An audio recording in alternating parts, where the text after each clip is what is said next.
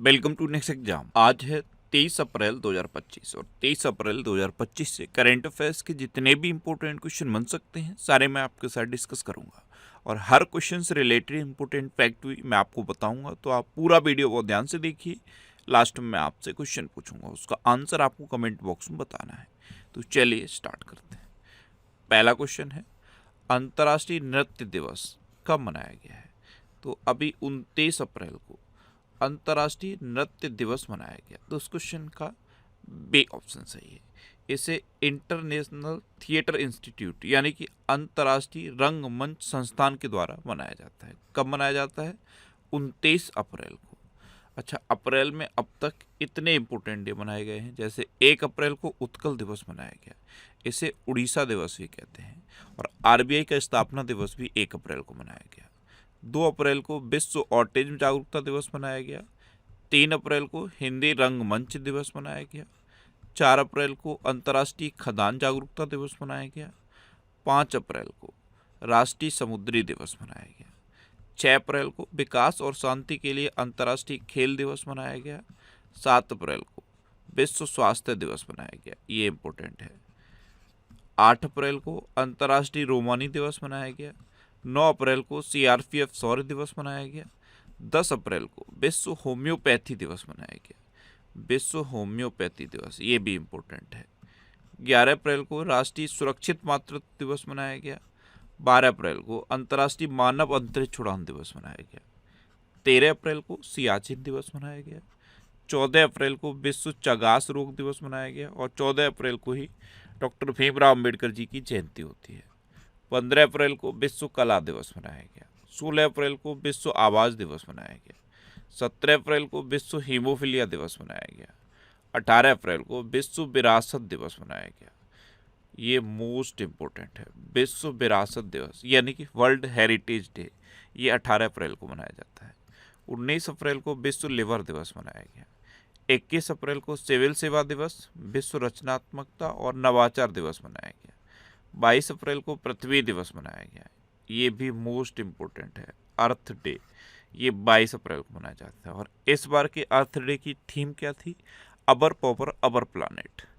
23 अप्रैल को विश्व पुस्तक और कॉपीराइट दिवस मनाया गया और 23 अप्रैल को ही अंग्रेजी भाषा दिवस और स्पेनिश भाषा दिवस मनाया गया। 24 अप्रैल को राष्ट्रीय पंचायती राज दिवस मनाया गया। 24 अप्रैल को ही world day for laboratory animal मनाया गया। 25 अप्रैल को विश्व मलेरिया दिवस मनाया गया और विश्व मलेरिया दिवस की इस बार थीम क्या थी? री इन्वेस्ट, री इमेजिन, री इग्नाइट। अच्छा, वर्ल्ड पेंगुइन डे भी 25 अप्रैल को मनाया गया। नेशनल टेलीफोन डे भी 25 अप्रैल को मनाया गया और नेशनल डीएनए डे ये भी 25 अप्रैल को मनाया जाता है। 26 अप्रैल को विश्व बौद्धिक संपदा दिवस यानी कि वर्ल्ड इंटेलेक्चुअल प्रॉपर्टी डे मनाया गया।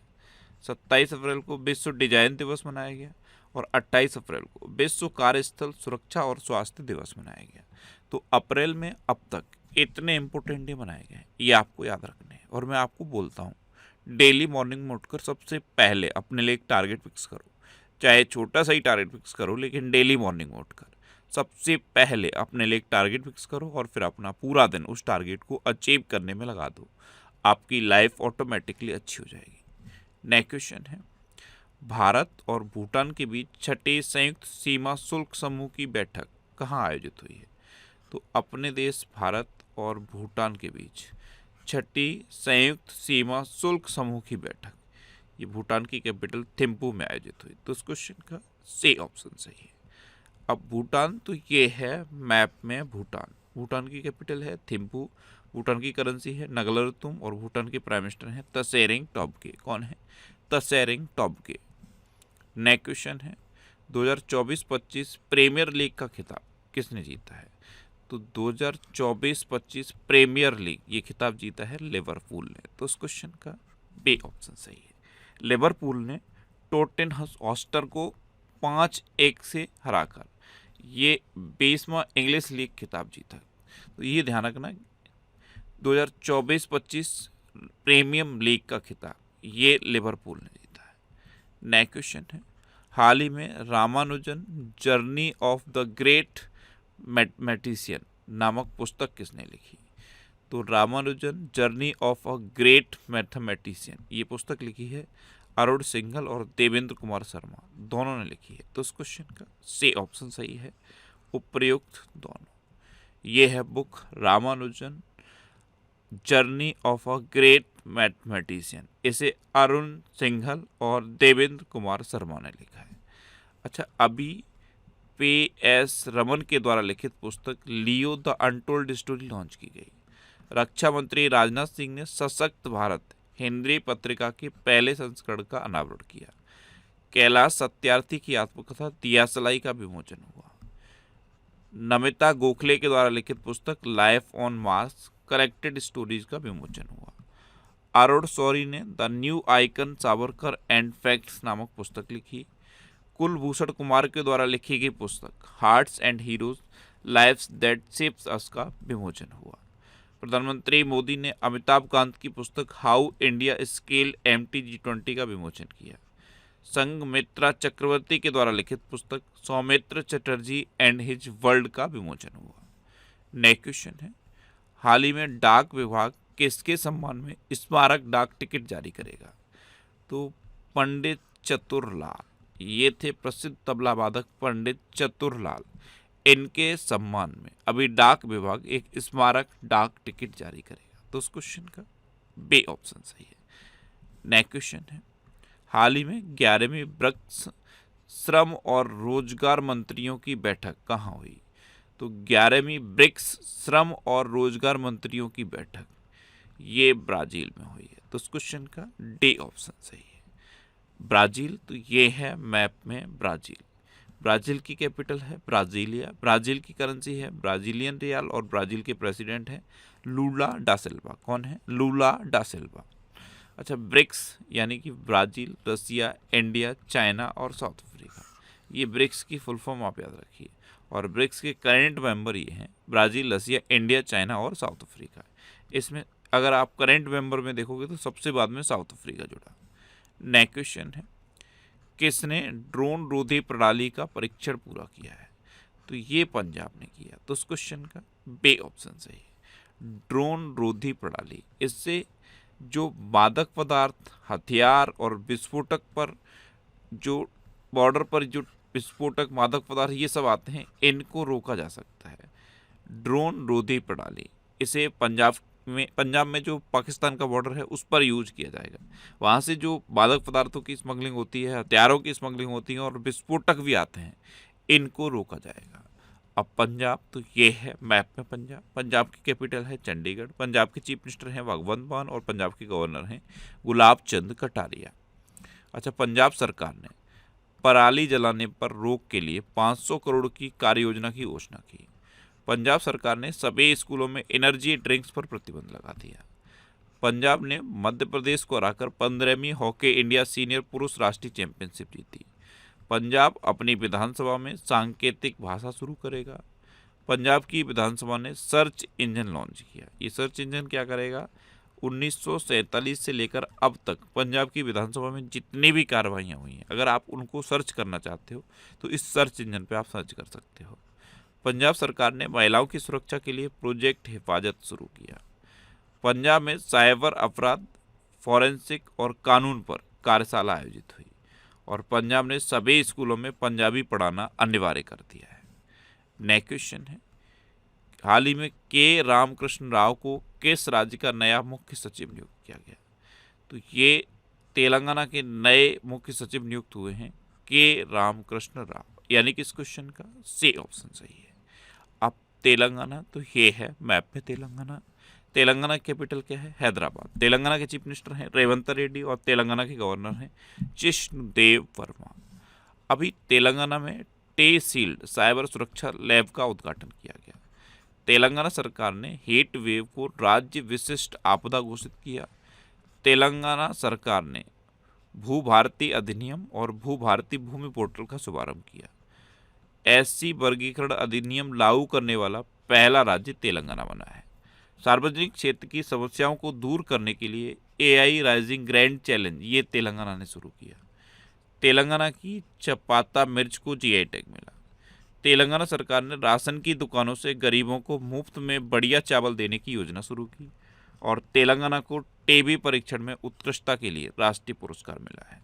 अच्छा, तेलंगाना में कंवल टाइगर रिजर्व है, अमरावती टाइगर रिजर्व है, कासु ब्रह्मानंद रेड्डी नेशनल पार्क है, महावीर हरिना वनस्थली नेशनल पार्क है और मृगावड़ी नेशनल पार्क भी तेलंगाना में है। नेक्स्ट क्वेश्चन है, हाल ही में जेयर दा कोस्टा का निधन हुआ है, वे कौन थे?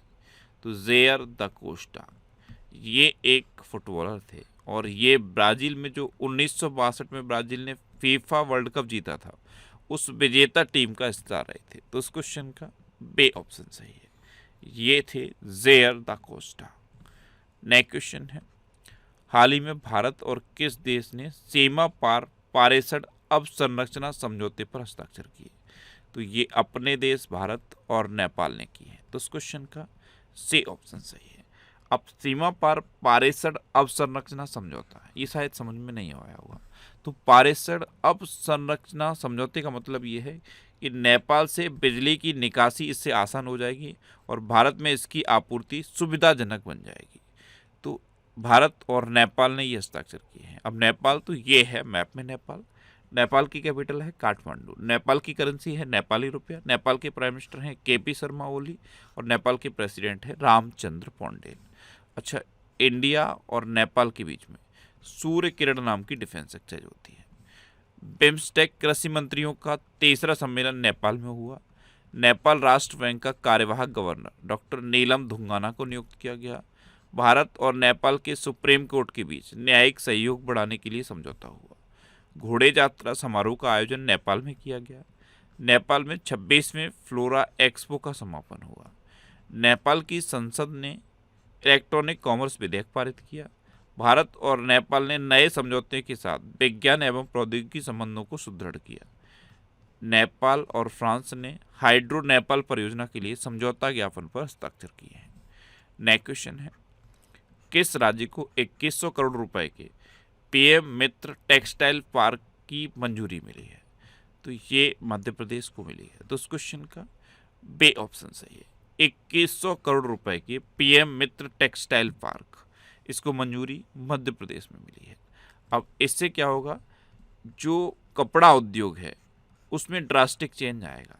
जो भी लिक्विड डिस्चार्ज होता है, जैसे कपड़ा जो उद्योग होता है वहाँ पे लिक्विड डिस्चार्ज भी होता है, तो जीरो लिक्विड डिस्चार्ज होगा, सौर ऊर्जा का उपयोग होगा। इस तरह से मतलब पूरा का पूरा कपड़ा उद्योग चेंज करने के लिए 2100 करोड़ रुपए के पीएम मित्र टेक्सटाइल पार्क को मंजूरी मध्य प्रदेश में मिली। अब मध्य प्रदेश तो ये है मैप में मध्य प्रदेश। मध्य प्रदेश की कैपिटल क्या है? भोपाल। मध्य प्रदेश के चीफ मिनिस्टर हैं डॉक्टर मोहन यादव और मध्य प्रदेश के गवर्नर हैं मंगू भाई सी पटेल। अच्छा, कूनूर राष्ट्रीय उद्यान से 2 चीते प्रभास और पावक, इन दोनों को गांधी सागर अभ्यारण्य में शिफ्ट किया गया। मध्य प्रदेश सरकार ने सागर जिले में डॉक्टर भीमराव अम्बेडकर के नाम पर नया वन्यजीव अभ्यारण्य घोषित किया। भारत का पहला पीपीपी आधारित अपशिष्ट प्रसंस्करण संयंत्र इंदौर में शुरू हुआ। भारत का 58वां टाइगर रिजर्व ये माधव नेशनल पार्क बना, ये मध्य प्रदेश में है। अच्छा, मध्य प्रदेश में किसानों को 5 रुपए में स्थायी बिजली कनेक्शन प्रोवाइड किया जाएगा। स्वच्छता के बारे में राज्य की जनता के बीच जागरूकता बढ़ाने के लिए मध्य प्रदेश सरकार ने रेल प्रतियोगिता शुरू की। अच्छा, मध्य प्रदेश में कान्हा, बांधवगढ़, माधव, संजय, पन्ना और सतपुड़ा नेशनल पार्क हैं। ये मध्य प्रदेश के इम्पोर्टेंट नेशनल पार्क हैं। नेक्स्ट क्वेश्चन है, आईपीएल में सबसे तेज शतक लगाने वाले दूसरे बल्लेबाज कौन बन गए? तो ये वैभव सूर्यवंशी बने हैं। तो उस क्वेश्चन का सी ऑप्शन सही है, ये हैं वैभव सूर्यवंशी। इन्होंने सिर्फ 35 गेंदों में आईपीएल में शतक लगाया, जो दूसरे नंबर का सबसे तेज शतक हो गया है। पहले नंबर पे अभी भी क्रिस गेल है। तो आईपीएल में सबसे तेज शतक लगाने वाले दूसरे बल्लेबाज वैभव सूर्यवंशी बने हैं। नेक्स्ट क्वेश्चन है, आयुष मंत्रालय कहाँ राष्ट्रीय आयुष मिशन सम्मेलन आयोजित करेगा?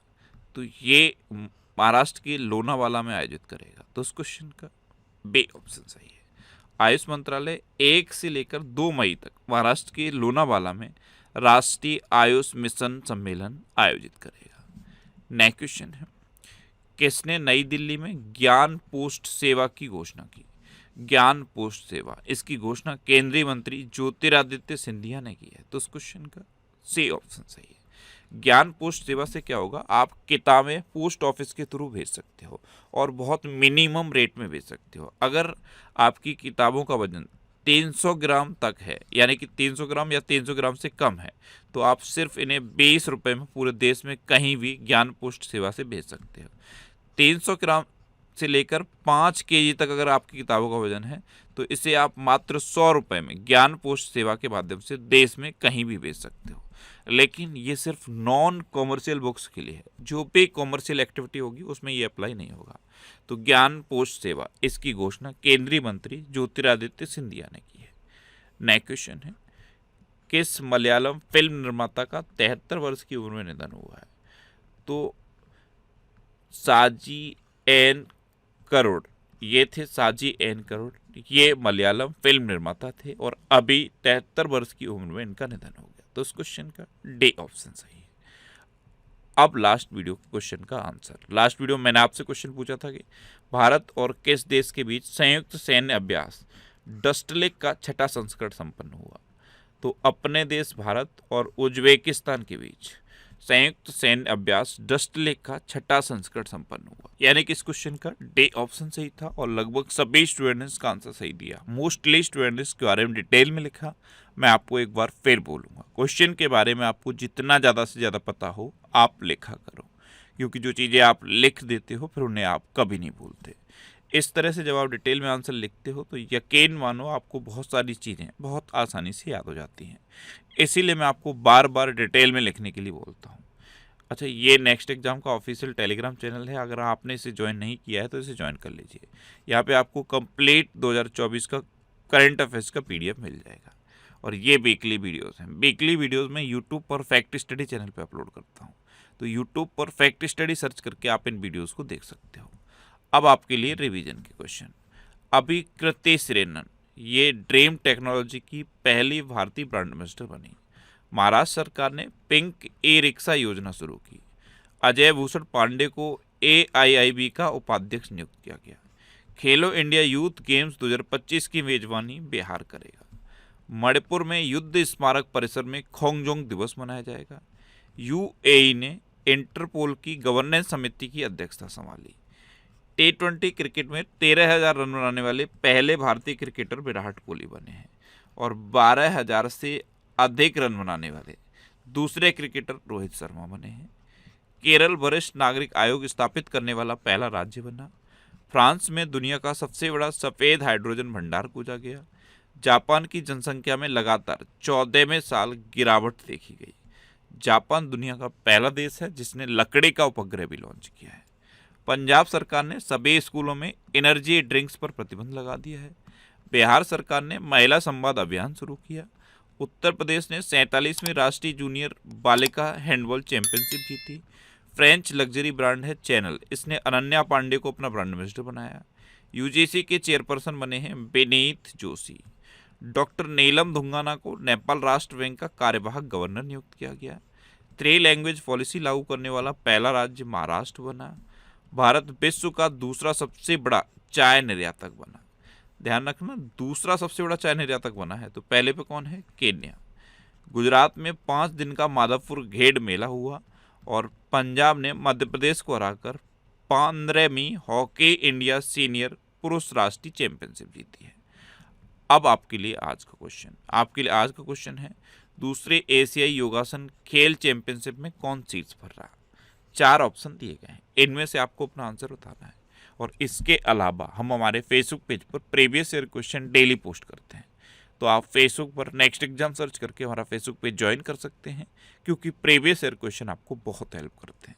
अगर आपको किसी क्वेश्चन में कोई डाउट होता है या आपको अपने करियर से रिलेटेड भी कोई प्रॉब्लम है, तो आप इंस्टाग्राम, फेसबुक और X पर इंद्रेश RC सर्च करके आप मेरे साथ जुड़ सकते हैं और कोई भी डाउट, कोई भी confusion without any hesitation discuss कर सकते हैं। तो ये था आज का हमारा करंट अफेयर्स का वीडियो। आपको ये वीडियो कैसा लगा प्लीज़ कमेंट बॉक्स में ज़रूर बताना।